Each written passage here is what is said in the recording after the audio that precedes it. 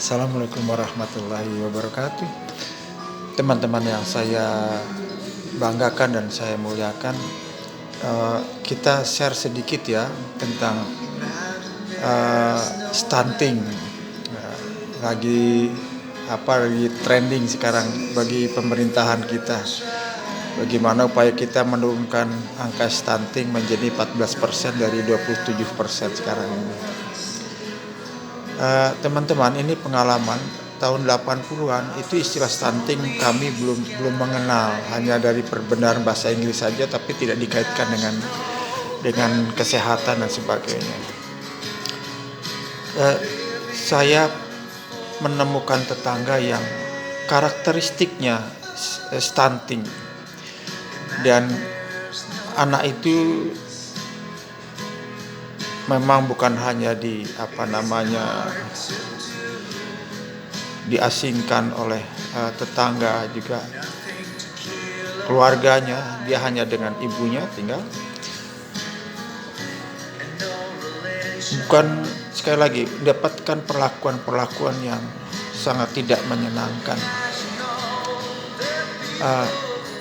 Saya ketika itu ada di rumah, dan anak itu kurang lebih usianya sekitar 8 tahunan, tapi secara fisik dia seperti anak 4 tahun. Dan saya mencoba berkomunikasi dengan anak itu, ternyata anak itu senang sekali. Dari mulai tidak lancar berbicara, sehingga anak itu menjadi lancar berbicara. Dan anak itu juga keluar masuk ke rumah kami dengan bebas gitu. Saya bahagia sekali punya anak semacam itu. Termasuk ibunya bisa menonton TV di rumah dan sebagainya.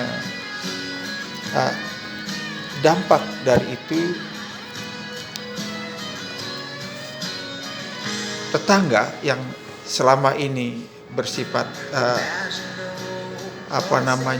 menjauhi mereka dan membuli mereka, bahkan ini berbalik.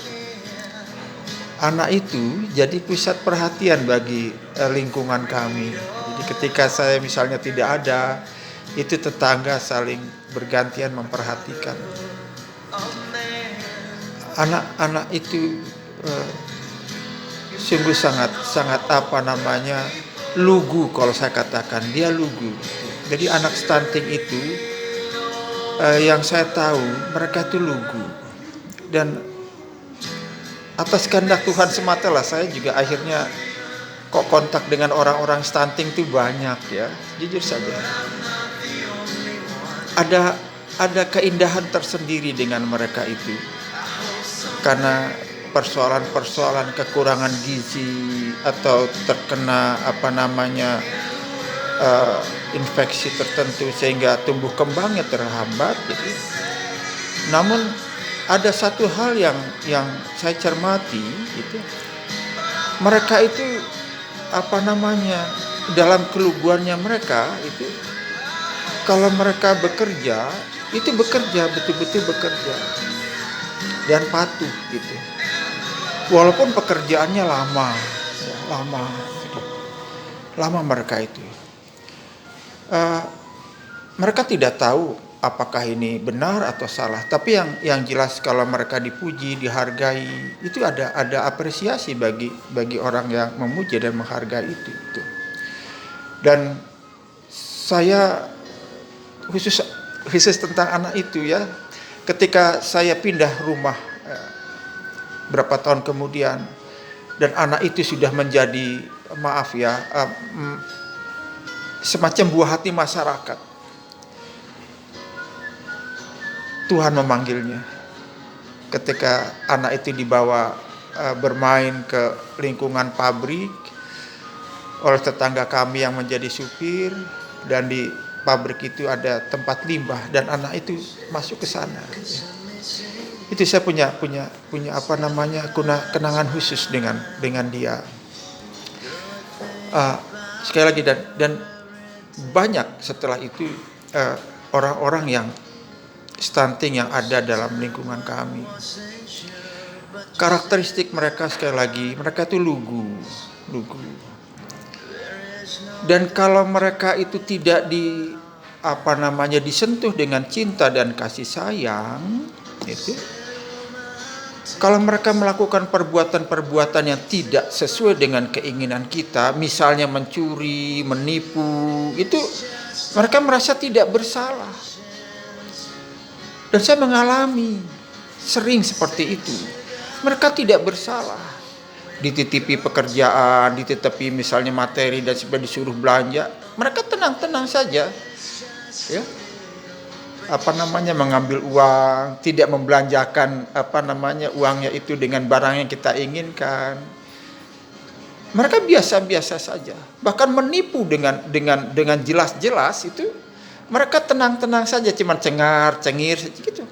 Sekalipun mereka itu sudah tua, bahkan sudah beranak, mereka merasa tidak bersalah melakukan itu. Itu yang negatifnya ya, orang-orang stunting itu kalau mereka berbuat salah, tetapi karena latar belakangnya tidak tersentuh oleh nilai-nilai cinta dan kasih sayang, perbuatan salah mereka itu oleh mereka sendiri dianggap biasa gitu. Ya, itu. Tapi korbannya ya 1-2 gitu. Nah, kaitan dengan karakter gitu. Dengan karakter. Jadi mereka itu yang mereka tahu, yang ada dalam pikirannya, mereka itu harus melakukan sesuatu. Kalau punya uang, dia harus mendapatkannya apapun namanya itu. Itu saja. Dia tidak peduli apakah itu baik atau tidak gitu. Ini ada titipan uang. Dia ambil begitu saja dan tidak merasa bersalah, apalagi berdosa gitu. Ya korbannya ya yang punya uang itu tentu saja. Tetapi kalau kita dicintai, diperhatikan, mereka akan patuh kepada kita dan bisa juga mengabdi gitu. Itu yang saya tahu, dan itu beberapa orang gitu. Kesimpulannya satu, saudara-saudara kita yang stunting itu mereka lugu. Kalaupun mereka melakukan tindakan-tindakan di luar kewajaran, itu korbannya 1-2. Tetapi orang-orang normal dengan gizi bagus, dengan pertumbuhan bagus, kalau tidak dimasuki dengan cinta dan kasih sayang, kalau mereka melakukan kejahatan, korbannya banyak. Koruptor-koruptor itu kan orang-orang yang kasarnya gizinya bagus loh. Politisi busuk itu kan mereka rata-rata gizinya bagus, asupan gizinya bagus. Tapi ketika cinta tidak dimasukkan, rasa keindahan untuk berbuat kemanusiaan tidak dimasukkan, ya mereka seperti itu. Dan kalau melakukan kejahatan, korbannya banyak, bisa ribuan, bisa jutaan. Terima kasih. Assalamualaikum warahmatullahi wabarakatuh.